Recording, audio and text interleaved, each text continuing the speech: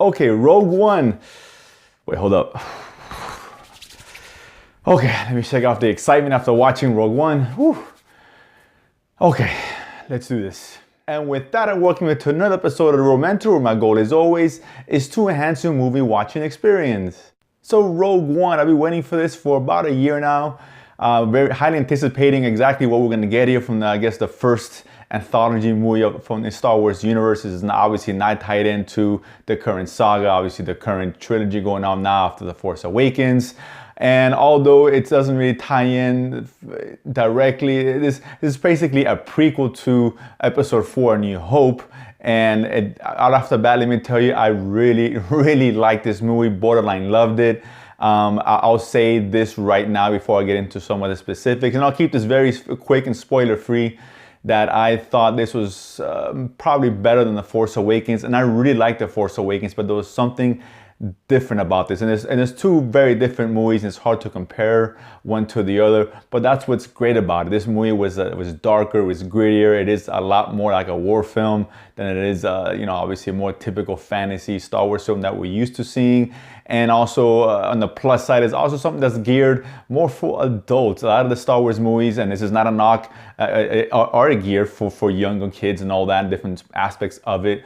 But this one's obviously a much darker tone, and it was something different. And let me tell you right now, this is a lot of fan service in this movie. If you're a diehard Star Wars fan, there's no question you're gonna absolutely love this movie. I went with someone who wasn't too familiar with what Rogue One was gonna be about. She hadn't even seen the trailer. She's a casual Star Wars fan. She enjoys it, but she came out and she was raving about it. So I think it's gonna do well with not only diehard fans, but the casual fans as well. Now, of course, we all know the story. We got Jyn Erso, played by Felicity Jones, who did a really good job. She plays the daughter of one of the creator, one of the ones who helped shape, I guess, the weaponry in the Death Star. And she's been recruited by the rebellion to try to go steal the plans, like we all know. There's nothing spoiler here. And the plans obviously used, which helped defeat the Death Star in Episode 4. Now, of course, he's not the only one. We got Diego Luna involved, who plays one of the captains, one of our Captain Rebellions, who partners up with Felicity Jones' character, Jyn Erso. We got Donnie Yen, who I thought was great in that. He's kind of a blind, I wouldn't say force sensitive. Don't really kind of get into that, but he's fantastic. He steals the scenes in a couple of shots in this movie. And of course, speaking of stealing, this guy, total criminal, K2SO, which goes as the robot, and he absolutely steals every scene that he's in.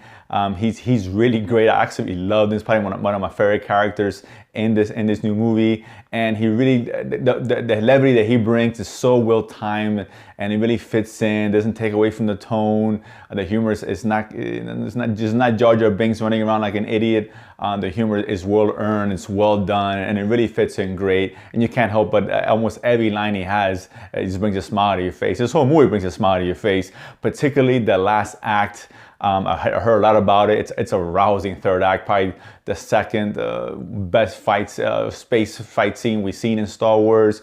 Maybe the best overall third act in any of the Star Wars movies. That might be a little bit of hyperbole, but I'm just knee-jerk reaction just coming out of the movie. But it's exciting, it's great, it's dark, the stakes are there, and and just when you think it's over, whether you like the movie or not, the last 5 minutes of this movie are gonna just, people were clapping, and I was grinning ear to ear about what they showed, and it ends so well. You really want to just get home. If I had to work tomorrow, I'd be popping Episode 4 in there to continue the story. It ends so great, despite obviously this isn't the happiest of endings, and obviously what we know, true diehard fans know what I'm talking about. But they did such a good job of tying everything in together. There's a lot of surprises in there in terms of who we see and all that. Yes, there's Vader. I won't even get into how he played into the story, but you're gonna be pleased for all you fans out there.